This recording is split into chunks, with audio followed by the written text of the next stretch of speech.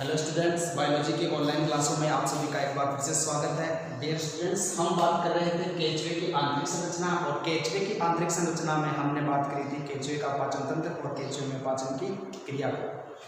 आज हम बात करेंगे केचुए की आंतरिक संरचना से संबंधित एक बहुत ही महत्वपूर्ण टॉपिक जिसका कि नाम है केचुए में प्रजनन तंत्र,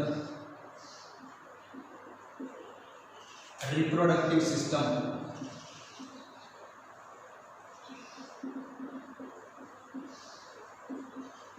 केचुए में प्रजनन तंत्र। देखिए, आप सबको पता है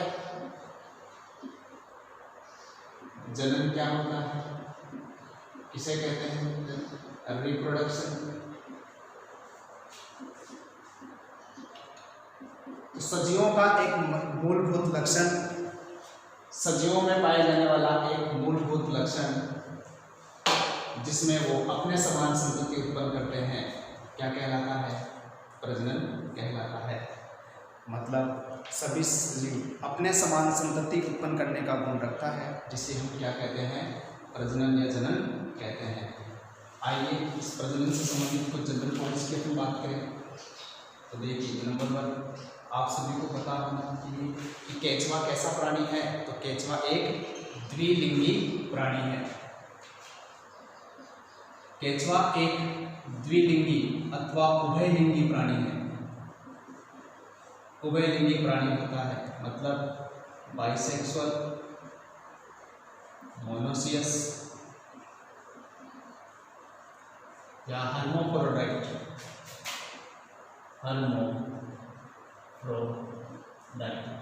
केचुआ कैसा प्राणी होता है? तो एक द्विलिंगी या उभयलिंगी प्राणी होता है। किसे कहते हैं? क्या होते हैं एक लिंगी प्राणी और क्या होते हैं द्विलिंगी प्राणी? तो देखिए, यदि किसी सजीव में नर प्रजनन तंत्र तथा मादा प्रजनन तंत्र या नर प्रजनन अंग और मादा प्रजनन अंग दोनों एक ही जीव में उपस्थित हों तो ऐसे प्राणियों को हम कहते हैं द्विलिंगी प्राणी। यदि नर प्रजनन तंत्र तथा मादा प्रजनन तंत्र दोनों एक ही प्राणी में उपस्थित हैं तो ऐसे प्राणियों को हम कहते हैं द्विलिंगी प्राणी। और नर प्रजनन तंत्र अलग प्राणी में और मादा प्रजनन तंत्र अलग प्राणी में पाए जाते हैं तो ऐसे प्राणी को हम कहते हैं एकलिंगी प्राणी। तो केचुआ द्विलिंगी अथवा उभयलिंगी प्राणी, मतलब केचुए में नर प्रजनन तंत्र भी पाया जाता है और मादा प्रजनन तंत्र भी पाया जाता है। तो कैसा प्राणी हुआ? तो द्विलिंगी या उभयलिंगी प्राणी होता है। नंबर नेक्स्ट, केचुए में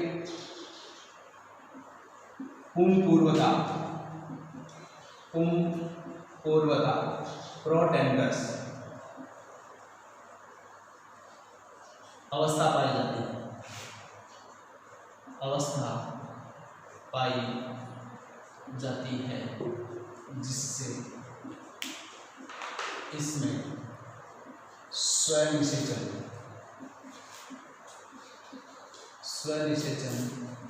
नहीं होता है। स्वनिषेचन नहीं होता है। देखिए, केचुए में पूर्वावस्था पाई जाती है जिसके कारण इसमें स्वनिषेचन नहीं होता है। अब क्या होती है पूर्वावस्था? तो देखिए, हमने ये कहा कि द्विलिंगी प्राणी है, अर्थात एक ही प्राणी के अंदर नर प्रजनन तंत्र भी उपस्थित होंगे और मादा प्रजनन तंत्र भी उपस्थित होंगे। तो यदि एक ही प्राणी में नर तथा मादा दोनों प्रजनन अंग उपस्थित हैं, उनमें से यदि नर प्रजनन तंत्र पहले विकसित हो जाए, मादा प्रजनन तंत्र की अपेक्षा नर प्रजनन तंत्र यदि पहले विकसित हो जाए तो इस अवस्था को कहते हैं हम पुंपूर्वता। क्या मतलब रहा पुंपूर्वता का? कि नर प्रजनन अंग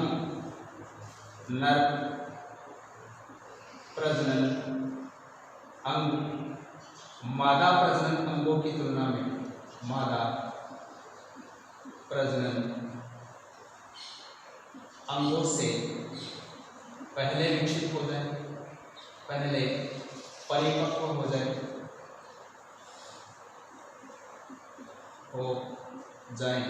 इसे क्या कहेंगे हम? पुंपूर्वता कहते हैं।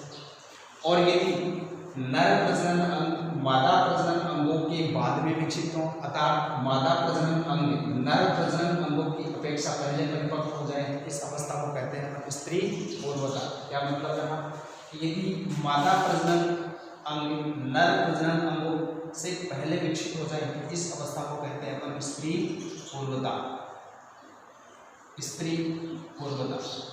तो केचुए के अंदर जो नर प्रजनन अंग होते हैं वो मादा प्रजनन अंग से पहले विकसित हो जाते हैं, इसलिए इसमें क्या पाई जाती है, पूर्वावस्था या प्रोटैंडस अवस्था पाई जाती है, जिसके कारण इसमें स्वनिषेचन नहीं होता।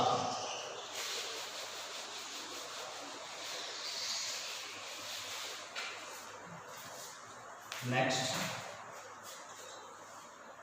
केचुए में निषेचन सामान्यतः थल पर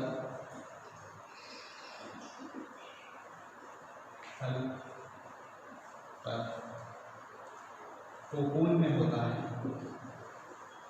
कोकून में संपन्न होता है।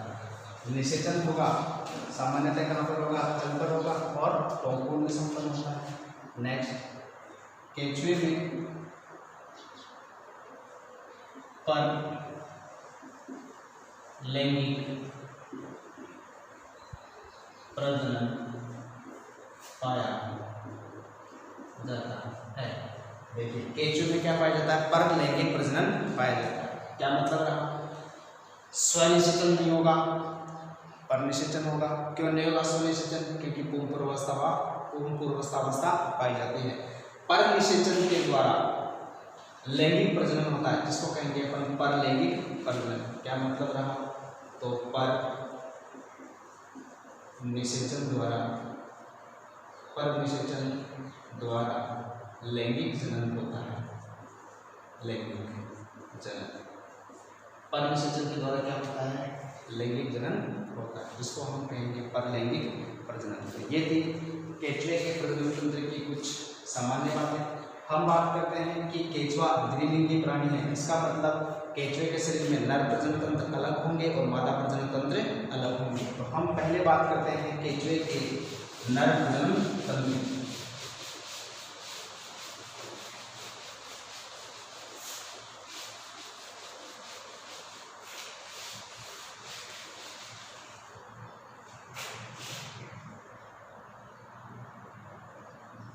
नर प्रजनन तंत्र में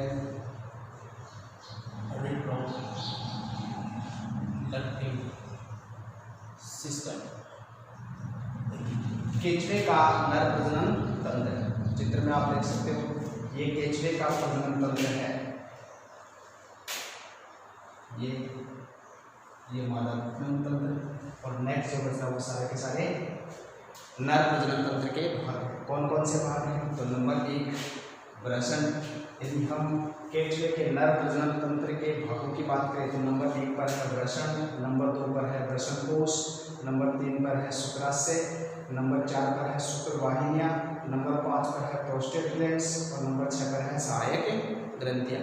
कौन कौन से भाग होंगे, तो नंबर 1 पर हम बात करते हैं वृषण, नंबर 2 पर हम बात करेंगे वृषणकोश,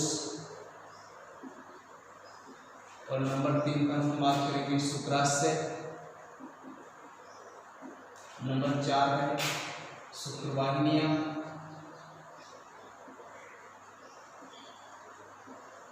नंबर 5 पर प्रोस्टेट ग्रंथियां, और नंबर 6 पर है सहायक ग्रंथियां।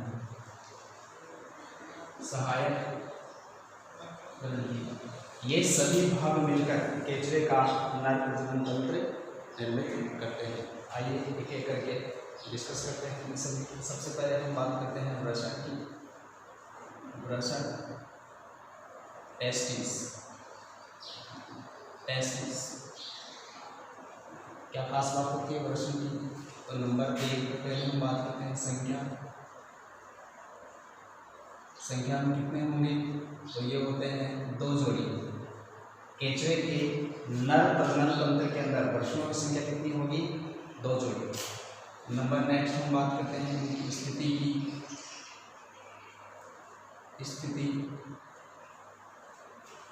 देखिए 2 जोड़ी है, तो ये 10वें होगा 11वें खंड में तंत्रिका रज्जु के दोनों ओर स्थित होते हैं। तंत्रिका रज्जु के दोनों ओर वृषण कोषों में स्थित होते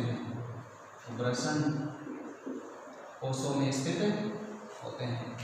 स्थिति की हम बात करें तो 10वें खंड में और 11वें खंड में, एक जोड़ी 10वें खंड में और दूसरी जोड़ी 11वें खंड में तंत्रिका रज्जु के दोनों ओर, ये जो दिख रहे हैं ये वृषण है। तो तंत्रिका रज्जु के दोनों ओर साइडों के अंदर एक 10वें खंड में और एक जोड़ी 11वें खंड में। तो यदि स्थिति की हम बात करें तो कुल कितने पेयर? 2 पेयर। और इन 2 पेयर में से जो एक पेयर है वो कौन से खंड में? तो 1 ऑफ पेयर 10वें खंड में, और जो दूसरा 1 पेयर है, दूसरा जोड़ा है वो कौन से खंड में? 11वें खंड में स्थित रहता है। क्या मतलब है? वृषणों की संख्या 2 जोड़ी और 2 जोड़ी में से एक जोड़ी 10वें खंड में और दूसरी जोड़ी 11वें खंड में उपस्थित होती है। और क्या खास बात होती है वृषणों की? यदि इसके रंग की हम बात करें, कलर की बात करें, वृषणों के रंग की या कलर की बात करें तो रंग में ये कैसे होते हैं? सफ़ेद रंग के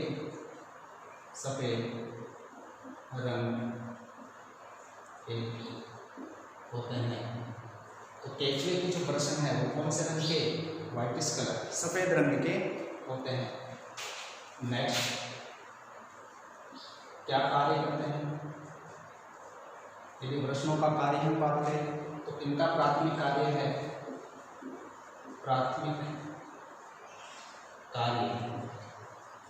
शुक्राणुओं का निर्माण करना। शुक्राणुओं को स्पर्म्स का निर्माण करना। इनका प्राथमिक कार्य क्या हो गया? शुक्राणुओं का निर्माण करना, फॉर्मेशन ऑफ स्पर्म। और क्या खास बात हो सकती है? तो देखिए इस चित्र के अंदर ये जो वृषण है वो करीब 4 से 8, तो प्रत्येक वृषण 4 से 8 अंगुली के समान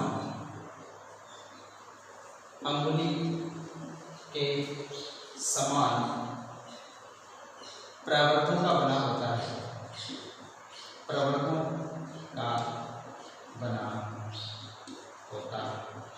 क्या मतलब है? प्राथमिक कार्य शुक्राणुओं का निर्माण करना और प्रत्येक वृषण 4 से 8 अंगुली के समान, ये जो अंगुली के समान रचनाएं हैं इनको बोलते हैं आउटग्रोथ। तो ये 4 से 8 अंगुली के समान प्रवर्तों का बना हुआ होता है। नेक्स्ट, ये था वृषण के बारे में। अगले की हम बात करें तो वृषण कोष। नंबर 2 पर वृषण कोष, टेस्टिस, सेक। यदि वृषण कोषों के नंबर की बात करें, संख्या की बात करें तो संख्या में होते हैं 1 जोड़ी, 1 पेयर। यदि स्थिति की बात करें, स्थिति तो 1 पेयर है, इनमें से एक वृषण कोष कौन से खंड में? 10वें खंड में। और जो दूसरा वृषण है वो किसमें पाया जाएगा? 11वें खंड में पाया जाएगा।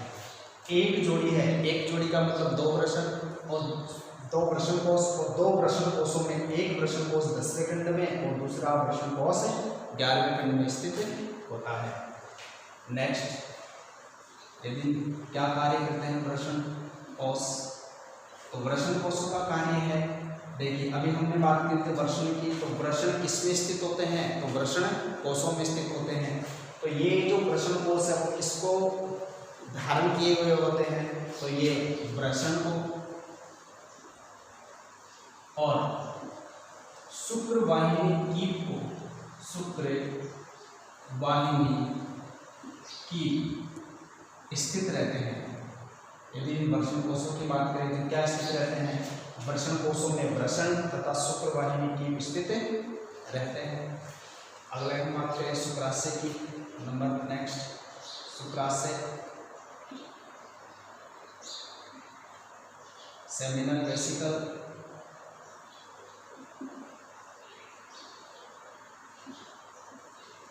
सेमिनल वेसिकल शुक्राशय। नंबर की बात करें, संख्या कितनी जोड़ी, तो 2 जोड़ी। शुक्राशय की संख्या कितनी होती है, 2 जोड़ी। यदि स्थिति की हम बात करें,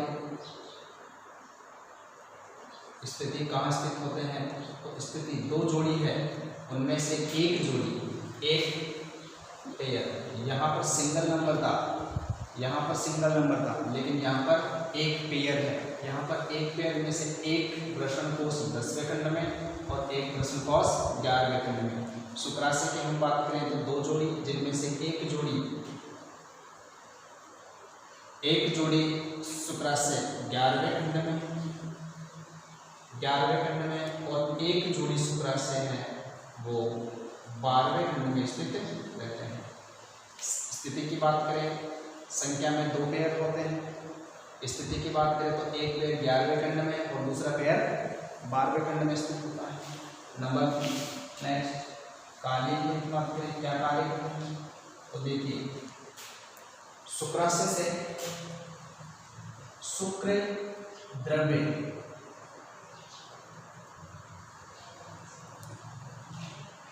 शुक्राशय से शुक्र द्रव्य का स्त्रावन होता है। सेमिनल फ्लूइड, शुक्र द्रव्य का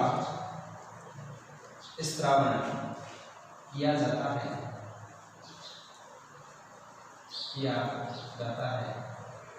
जिससे शुक्राणुओं का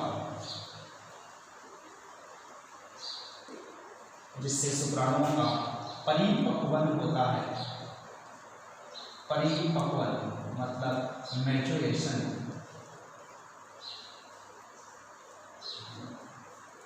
परिपक्वन होता है।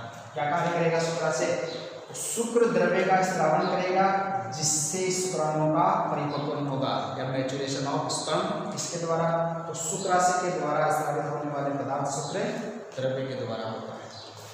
अगली नेक्स्ट बात करें,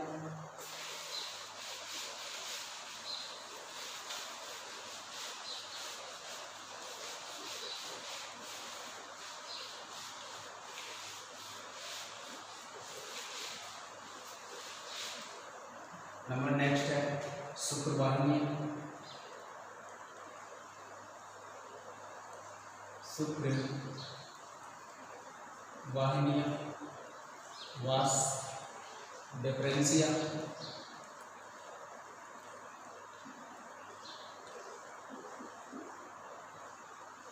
शुक्रवाहिनियां। नंबर 1 संख्या की बात करें तो 2 पेयर। शुक्रवाहिनी की संख्या की बात करें तो 2 जोड़ी शुक्रवाहिनी। यदि इनकी स्थिति की बात करें,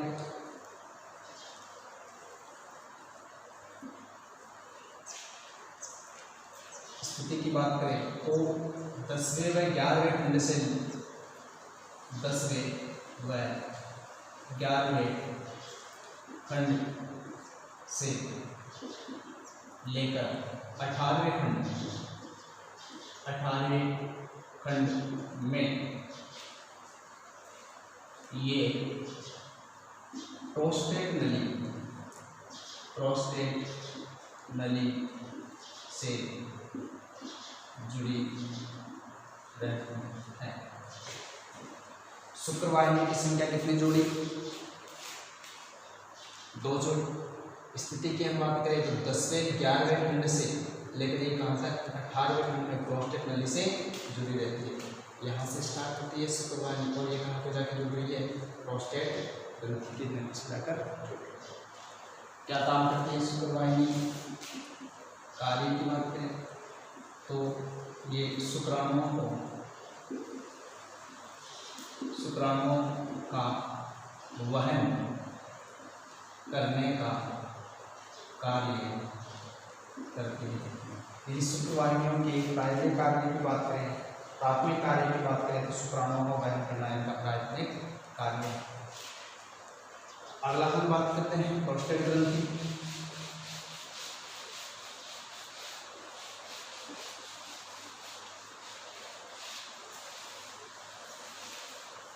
नेक्स्ट प्रोस्टेट ग्रंथि।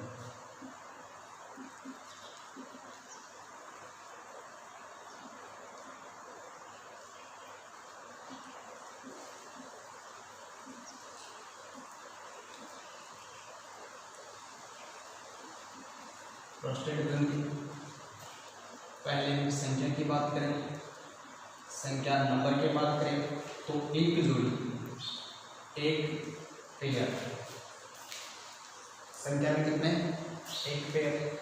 यदि स्थिति की बात करें, कहाँ स्थित होती है, इनके लोकेशन की बात करें तो ये 16वें खंड से 20वें खंड तक, 16वें सेगमेंट से कहाँ तक, तो 20वें सेगमेंट तक, 20वें खंड तक फैली रहती है।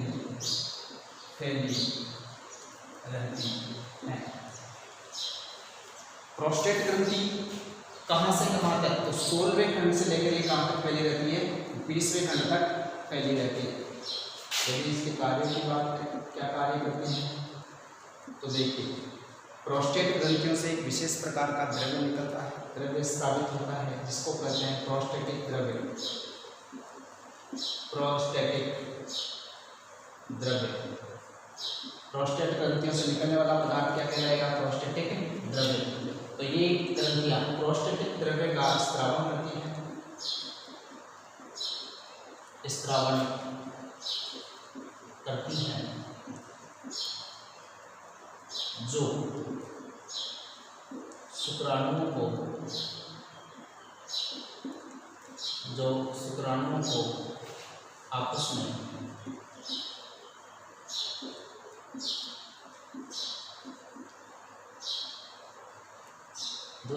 को आपस में चिपकाए रखने में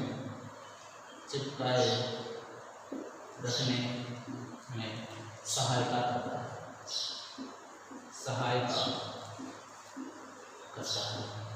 देखिए प्रोस्टेट ग्रंथियों से निकलने वाला पदार्थ प्रोस्टेटिक द्रव्य, और प्रोस्टेटिक द्रव्य जो है ये शुक्राणुओं को आपस में चिपकाने में मदद करता है। नेक्स्ट लास्ट पार्ट, सहायक ग्रंथियां। नेक्स्ट है सहायक ग्रंथियां, एक्सेसरी ग्लैंड्स।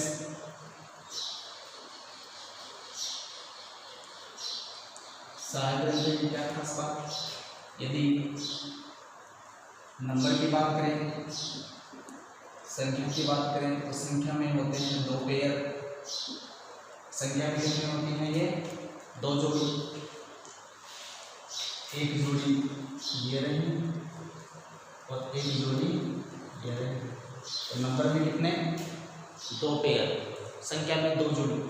यदि इनकी स्थिति की बात करें, लोकेशन की बात करें, कहाँ स्थित होती है, तो 2 पेयर हैं। इन 2 पेयर में से 1 पेयर, ये 1 पेयर है 17वें खंड में, और जो दूसरा 1 पेयर है ये प्रेजेंट होता है 19वें खंड में। देखिए 19वें खंड में। सहायक ग्रंथियों की संख्या 2 जोड़ी, स्थिति की बात करें तो 2 जोड़ी में से एक जोड़ी 17वें खंड में, तो दूसरी जोड़ी 19वें खंड में प्रेजेंट होती है। नंबर नेक्स्ट क्या कार्य करती हैं, तो इन ग्रंथियों के द्वारा, इन ग्रंथियों के द्वारा स्रावित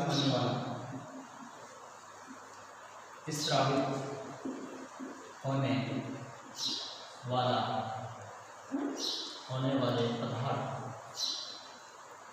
केचुए की मैथुन क्रिया में, मैथुन पॉपुलेशन, मैथुन क्रिया में सहायता करते हैं, सहायता करते हैं। क्या मतलब है? सहायक द्रव्यों से स्रावित होने वाले पदार्थ केचुए की मैथुन क्रिया में सहायता करते हैं।